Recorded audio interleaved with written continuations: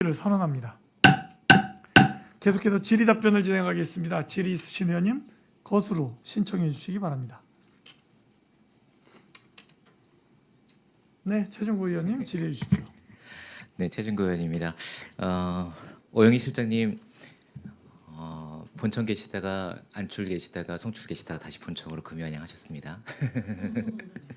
그래서 다른 국장님들보다 현장 경험도 많으시고 되게 폭넓게 보실 수 있는 역량이 있으셔서 기획실장님으로서의 역량을 백분 발휘해 주시리라 기대하지 않습니다. 그 업무 계획 관련돼서 말씀드리기 전에 이거 한 가지 좀 당부드리고 싶은 것이 있는데, 그 출장소 계실 때 출장소에서부터 이제 고덕 진도시 연결도로 있지 않습니까? 이게 네, 교보생명에서 이제 고덕 신도시까지 연결도로가 이제 계획상으로는 700억이었던 것이 지금 현재까지 1,400억까지 늘어난 것 같고, 네, 그 지역 정치권에서 이제 이것을 LH와 협의를 해서 이제 국비를 어떻게 확보할 것인가에 대한 논의들을 하고 계시는 것 같습니다. 근데 약간 간과되고 있는 것은 아닌가 싶은 것이, 이게 연결되면 소통이 원활해질 텐데 청탄 지역의 상권이나 이런 것이 잘 버텨낼 수 있을 것인가도 한번 고민을 해봐야 되고, 이것이 좀 검토가 좀 과학적으로 되어야 되지 않겠는가에 대한 생각을 가지고 있습니다.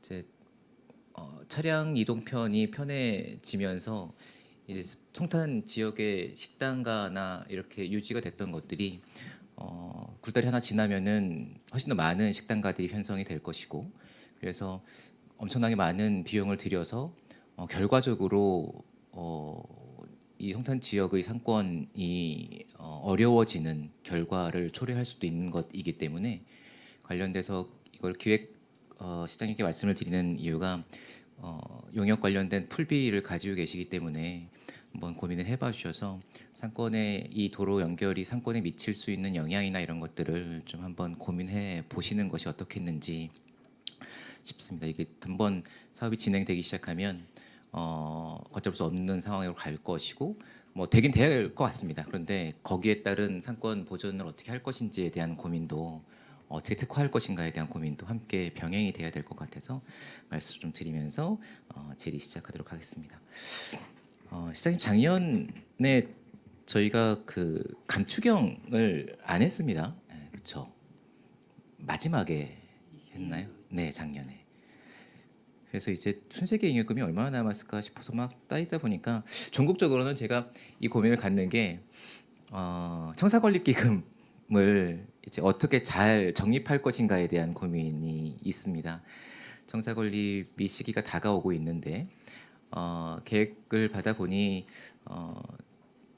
근 몇 년 안에는 엄청나게 많은 천억이 넘는 비용들을 1년에 쌓아야 되는 상황이 발생을 할 것이고, 그렇게 되면 기존의 시민들이 받았었던 많은 행정적 서비스와 혜택들을 어디선가는 속도가 줄거나 아니면 받았던 혜택들을 줄여야 되는 상황이 발생을 할 것 같다는 생각이 들고, 그래서 잘 대처해야겠다라는 생각이 있는데, 항상 이거를 여쭤보아도 잘 정립할 수 있습니다라는 답변들을 주십니다. 근데 어딘가는 이제 서비스가 줄어들 것 같고, 근데 저는 작년 이 결산을 보면서 추경 때 감추경해서 더 많은 서비스를 제공할 수 있었음에도 불구하고 감추경을 의례적으로 3차 추경 때 안 하셨었어요. 예, 그래서 이것이 전국에는 순세계 기금이나 이런 거를 좀 남기고 순세계 잉여금을 그 다음 연도 이제 추경이나 이런 걸 쓰긴 하겠지만, 기금으로 청사권리기금이나 이런데 더 여유 있게 좀 적립하기 위한 노력인지, 아니면 어떤 내부적인 방침과 방향성이 있었는지에 대한 의구심이 드는 상황이거든요. 청사권리기금 잘 적립할 수 있겠죠?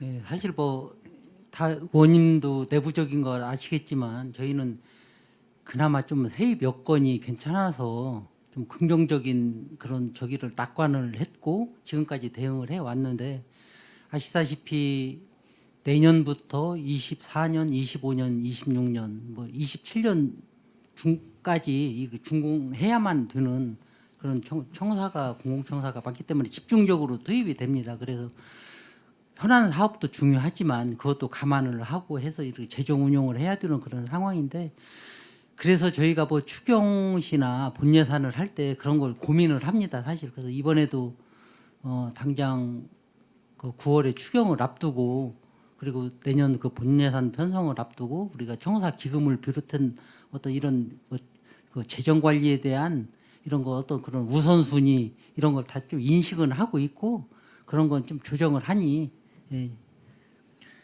네, 구체적인 계획을 뭐 어디서 어떻게 얼마를 빼서 몇백억을 넣고 어디서 빼서 몇백억을 넣고 이렇게 가지 고민을 지금 상황으로 못 하시더라도 계속 제가 말씀을 기회가 될 때마다 말씀을 드리는 게 되게 중요한 사업이고 이제 그게 뭐 호화청사가 될 거냐 검소하게 해야 될 거냐의 문제는 차후에 논의를 더 하더라도 고덕신도시의 그 안정적인 그 활성화나 그리고 평택시의 팽창에 걸맞는 이제 그 청사의 건립을 위해서는 청사 건립기금의 안정적인 확보가 되게 중요하고 그래서 기회가 될 때마다 말씀을 드리고 있고요.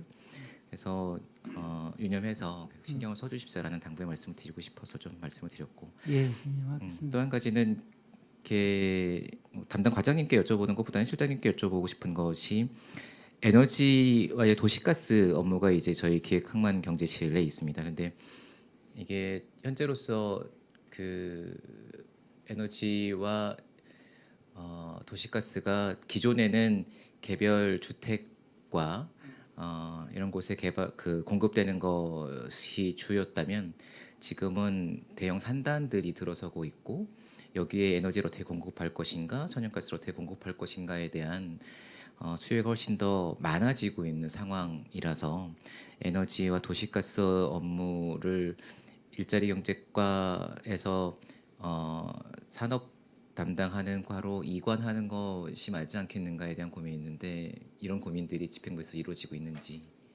예, 뭐 아시겠지만 이 업무 자체가 기존에 이제 기업 경제권과 기업에서 이제 하다가 조직 개편 되면서 우리 일자리과로 이번에 그냥 어떻게 그렇게 된 것 같습니다. 그래서 지금 말씀해 주신 대로 이런 업무는 우리 내부에서도 어떤 그런 합리적인 어떤 업무 추진에 있어서 약간 좀 이렇게 뭐 개선의 여지가 필요하다라는 걸 좀 많이 지금 경험을 하고 있고요. 그리고 조직 개편이 이 관련해 가지고 수시로 지금 계획되어 있는 걸로 알고 있거든요. 그래서 저희가 의원님이 해 주시기 전에 이런 그런 저기를 내부적으로 건의도 하고 협의를 해서 그렇게 합리적으로 조정되도록 그렇게 노력을 하겠습니다. 네, 알겠습니다. 에너지가 도시가스뿐만 아니라 뭐 태양열 그리고 주로 이제 평택시가 주력하고 있는 수소 에너지도 있어서 산단에 공급되는 여러 가지 이제 고민들을 가지고 있는 것 같아서 이제 그 관련 업무들이 좀 모이면 더 효과적으로 업무가 되지 않을까 싶어서 말씀을 좀 드렸습니다. 그 항만 관련된 건데요. 컨테이너 화물이 지속적으로 좀 줄고 있는 상황인 것 같습니다. 아까 뭐 이정원 의원님께서도 말씀 주셔서 답변을 주셨는데 제가 여쭙고 싶은 것이 뭐 줄어드는 이유도 여러 가지가 있을 테고 인천이 더 좋은 조건이라서 그쪽으로 이제 가는 경향도 좀 있을 텐데 그냥 이 자리에서 답변을 단답식으로 뭐 주시긴 어려우시겠지만 평택항이 무역항으로서의 지속 발전 가능성이 있는가에 대한 고민을 좀 가져야 되지 않을까. 누구는 의구심을 좀 가지고 방향성을 틀어야 되는 거 아닌가에 대한 고민도 어느 한켠에서는 해야 되지 않을까 싶은데 과장님 어떠세요? 이런 고민들 좀 있으신지. 지금 저희들 그 컨테이너 항만으로 보면은 이제 부산이 거의 76% 점하고 있고요. 인천이 한 11%, 광양이 7%, 저희들 한 3% 정도 점하고 있는데 다른 항만에 비해 기존의 이게 선전 항만 부산이나 인천에 비하면 열악한 건 사실이지만은 여타 31개 항만에 비하면은 저희들이 가지고 있는 지리적 환경이 굉장히 좋은 건 사실입니다. 우리나라 전체 물동량의 한 96% 이상을 해상으로 수송을 하고 있고 대부분의 이제 물자들이 이제 컨테이너로 수송되고 있는데요. 그리고 이제 그 전체 인구도 50% 이상이 수도권에서 있고요. 이게 전반적으로 부산을 제외하고는 가장 경쟁력 있는 항만이 인천하고 평택인데 그럼에도 불구하고 저희들이 조금 우려스러운 거는 과거에 이제 인천항 개발을 어느 정도 중지하고 평택을 키우기로 했는데 국가 정책이 계속 부산과 인천으로 좀 치우치다 보니까 저희들이 조금 소외된 부분도 있고 정부 재정이 같이 스타트를 했던 광양에 집중되면서 저희들은 이제 65%가 이제 민자에 의해서 개발되는 항만이다 보니까 정부 재정 투입에 때 조금 불만스러운 건 있습니다. 근데 한편으로 보면은 정부 재정을 그렇게 적게 투입해도 민간 자본이 그 평택항 개발에 투자를 해서 이 정도 성장했다는 것은 저희들이 어느 정도 경쟁력을 갖고 있다고 있는 반증이 될 것이고요. 두 번째는 이제 그럼 계속해서 이렇게 항만 물류 쪽으로만 접근할 것이라는 부분에 대해서는 저희들 같은 경우는 이제 지역 일자리 창출하고 부가치 창출에 이제 무게를 두다 보면은 평택항에 있는 저기 항만 관련 업체가 한 360개사 됩니다. 그리고 일자리로 측면으로 보면 한 6,500여 명이 근무를 하고 있고요. 지방세 같은 경우는 한 평택에서 나오는 항에서 나오는 게 순수한 지방세는 한 300억에서 한 400억 정도 됩니다. 물론 평택 지방해양수산청이 걷어가는 국세하고 평택 직갈생활에서 걷어가는 게 한 6조 5천억 정도 되는데 그건 차지하더라도 그러면 저희들이 봤을 때는 이 많은 국가 예산이나 민간 자본이 투입된 그 평택항에서 지역에서 걷어들이는 일자리나 지방세를 비교하다 보면은 과연 이제 물류 쪽에만 치우칠 것인가 이게 이제 좀 의문점이 들고요. 그래서 저희들과 항만행정 방향은 물류는 그대로 지속적으로 가되 지금 중앙정부가 항만 재개발을 통해서 추진하고 있는 관광 레저 쪽으로 좀 더 포커스를 맞추는 게 저희들 지역 경제 일자리나 부가치 창출에 좀 효과적이라 볼 수 있고요. 그래서 지금 현재 배수로 정비 사업하고 평택항 여객 터미널 주변 개발 사업 그리고 장기 플래너로 가지고 있는 이종항만 비호단지하고 해양생태 공원 같은 거는 향후에 이제 저희 세대들이 아니고 다음 후세 세대들이 서부 지역 평택 전체도 있겠지만 특히 서부 지역 발전에 그리고 일자리 창출에 많은 기여를 하고 할 것으로 이렇게 항만 물류보다는 관광 레저 쪽이 더 많은 기여를 할 것이라고 판단되고 있기 때문에 그쪽으로 항만 정책을 조금 더 비중을 두고 추진하고 있는 상황이라고 말씀드리겠습니다. 그 과장님께서 어떻게 보면 평택항 관련돼서 그리고 평택항 인근과 관련돼서 가장 전문가가 되어 가시는 것 같습니다.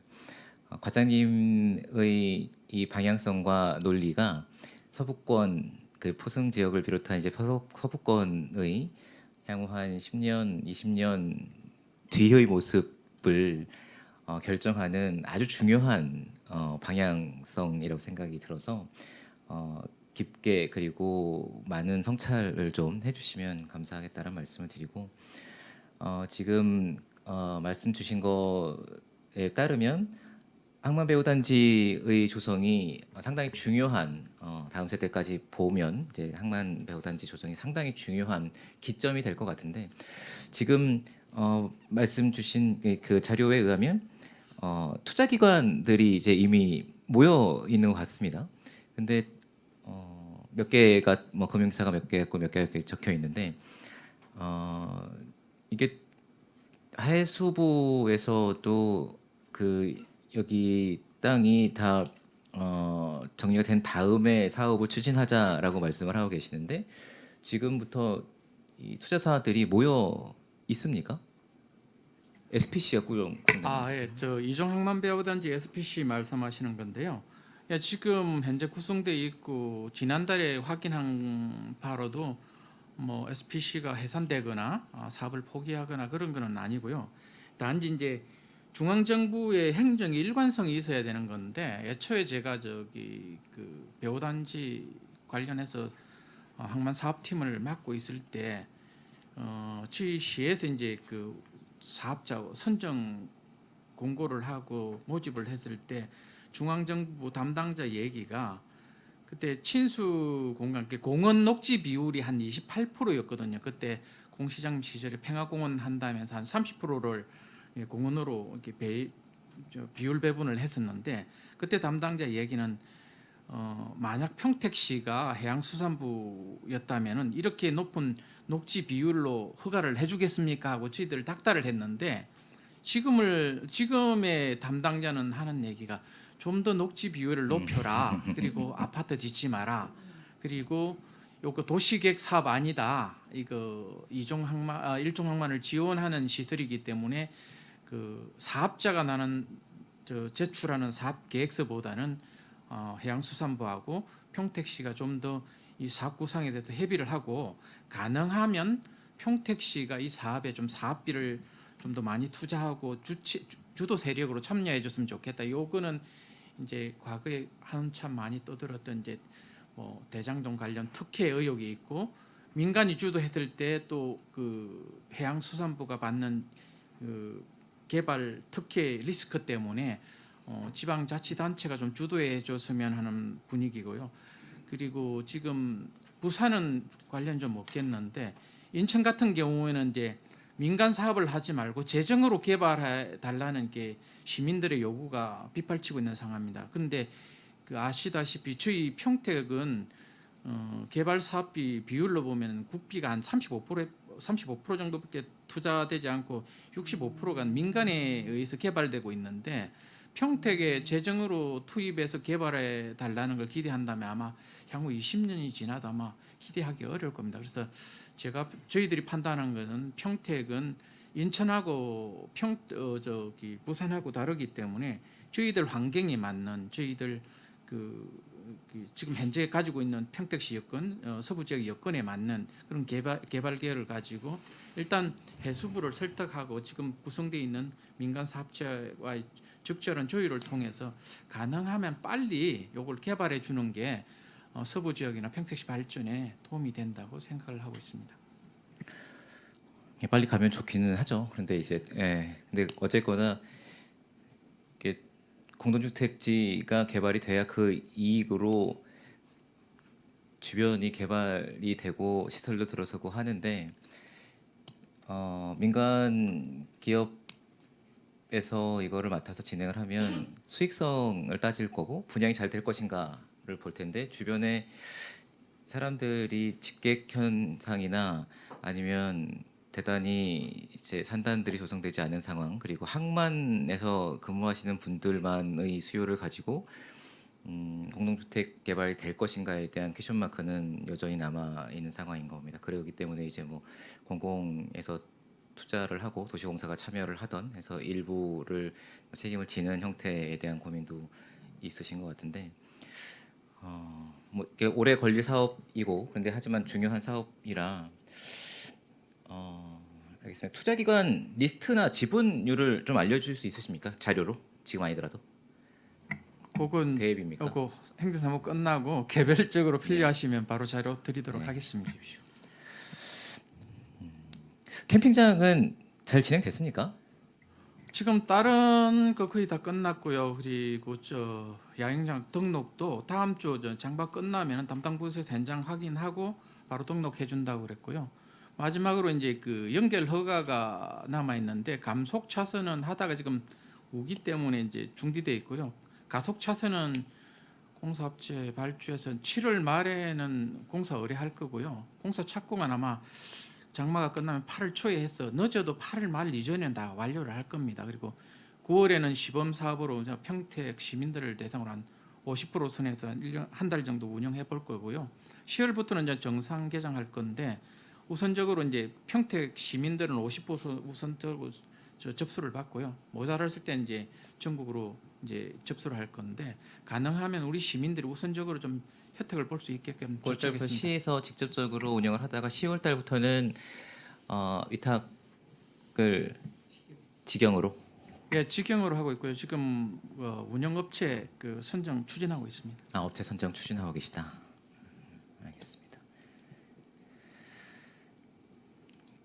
어촌 뉴딜 300 사업 이게 시설만 해주는 겁니까? 아니면은 운영비나 이런 것들을 계속 지원을 일부는 몇 년 동안 해주는 사업입니까?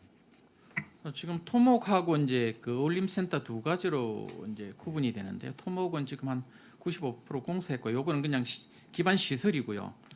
거기서 수익이 나올 수 있는 게 어울림센터인데 지금 현재까지는 거기서 노는 비용으로 이렇게 자체 운영할 수 있게끔 검토를 하고 있는데 자체 요게 운영 이제 가능하겠습니까? 다른 지역도 지금 처음으로 운영하는 부분이라서 관련된 조례나 어떻게 운영하고 있는지 세부적으로 놓은 게 없습니다. 그래서 저희들도 다른 경남이나 전라 쪽 그리고 인근의 화성 쪽까지 그 진행 상황 체크하면서 운영비에 저희들 예산이 최소로 투입되도록 검토를 하고 있습니다. 제가 좀 말씀드리고 싶은 것이 이게 저 도시재생 관련돼서도 이제 행감이나 이런 때 이제 말씀을 드렸는데 도시재생의 사업을 시작을 할 때 이게 지속 가능하도록 사업 모델을 꾸려서 이제 사업을 시작을 해야 되는데 정부 예산을 받아와야 되기 때문에 일단 시설 중심으로 우리가 이런 시설이 있습니다. 돈 주시면 이런 거 할 수 있습니다라고 이제 막 제안을 합니다.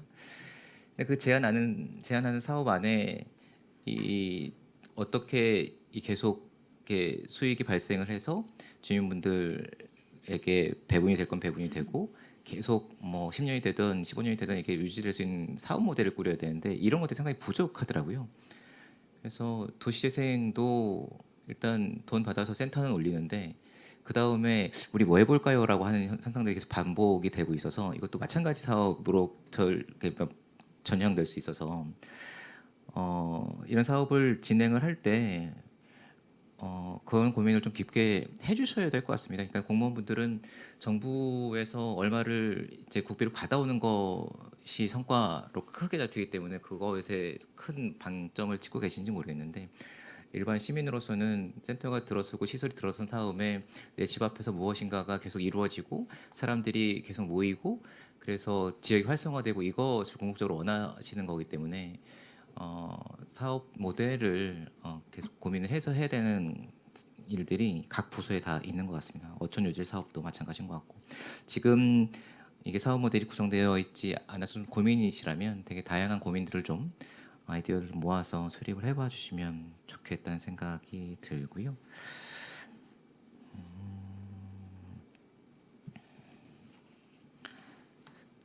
네, 그 말씀 중에 대부분 논의가 된 것 같습니다. 청년 정책과 과장님, 청년 쉼터에서 폭행 사건이 있었습니다. 그렇죠? 네. 네. 되게 안타까운 상황이고 급작스러운 상황이었었던 것 같은데 안전 조치에 대한 논의가 좀 이루어지고 계시는 것 같습니다. 그런데 어떤 것들의 안전이 더 조치가 가능할까요?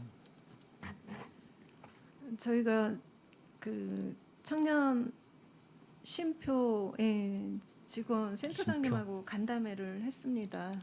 예, 간담회를 했는데 저희가 거기 지금 직원이 센터장님하고 매니저 두 분 그리고 이제 보조 인력이 있는데 1층에 사실은 전에는 사회복무 요원을 쓰고 있었습니다. 그래서 거기서 이제 안내를 하고 했었었는데 전에 했던 이제 사회복무 요원은 무척 잘했다고 합니다. 근데 이제 중간에 옮겨오는 그 사회복무 요원을 쓰다 보니까 불협화음도 많고 그렇다 보니까 지금 도저히 안 되겠어 지금 저희 청년 정책과에다가 모셔놓고 있는 상태입니다. 네, 그러다 보니까 지금 그쪽 1층에 안내 요원이 없어서 좀 안내 요원이 있을 때는 좀 그래도 컨트롤이 됐는데 사람이 없어서 그런 일이 있었다라고 이제 센터장님이 이제 그런 말씀을 하십니다. 이제 그래서 그리고 이제 전체 다 공개되는 장소들이다 보니까 이제 시민분들이 어느 공간에든 지금 다 들어갈 수가 있는 상태예요. 근데 지금 그 폭행을 이번에 그 하신 그 사람, 예, 그분에 대해서도 사실은 저희가 알아봤거든요. 그분이 지금 이 한여름에 가죽 자켓을 입고 다닙니다. 그러다 보니까 그 비전도서관, 그리고 세교도서관, 그 농협, 그리고 인근 병원 이런 데를 지금 그 동일한 옷을 입고 다 다니고 있어서 가죽 자켓이라고 하니까 다 알아듣더라고요. 그래서 비전도서관 같은 경우도 이제 사실 제가 비전도서관에 근무를 한 적이 있어요. 근데 거기는 이제 6시에 열람실을 여는데 6시가 되면 그 추위하고 더위에 그 지친 노숙자분들이 6시면 와서 앉아 있어요. 처음에는 이제 공부하러 오신 분인 줄 알았는데 그게 아니고 이제 그러다 보니까 이제 바로 냄새가 나니까 민원이 들어오고 그 빨래도 하시는 분들도 있고 그렇거든요. 근데 이제 청년 쉼표 같은 경우는 또 이제 역전이 또 가깝고 이분들이 또 관공서인 거를 인지를 한 것 같아요. 이제 이분들은 개인 건물에는 들어가지 않거든요. 그리고 이번에 폭행 사건 그 분도 최근 며칠 전에 이게 CCTV를 보니까 샅샅이 구석구석을 다 여기는 뭐 하는 곳인지 물어보고 샅샅이 이렇게 다 둘러봤다고 합니다. 그래서 관공서인 거를 인지를 하고 아무나 이제 들어올 수 있구나. 이제 그거를 인지하고 이제 최근에 이제 한 세네 번인가 몇 번 왔던 것 같아요. 그러면서 이제 이런 사건이 있었던 건데 지금 센터에서는 각 실별로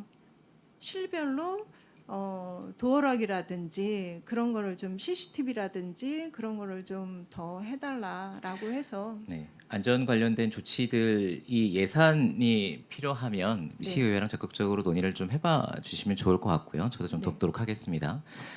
그리고 이게 그 과장님의 업무 이외에 실장님께서도 챙겨주셨으면 좋겠는 것들이 이게 각 국별로 이제 출자 출연 기관들이 있고 독립된 공간들을 가지고 있는 이제 외청처럼 이제 나가 있는 공간들이 많은데 많은 인력들이 같이 근무를 하고 있으면 상관이 없는데 이제 외진 곳에 그 여성분들이 한두 분이 근무하시는 곳들도 많고 그래서 상당히 위험한 상황에 노출될 수 있는 상황 기회들이 있는 것 같습니다.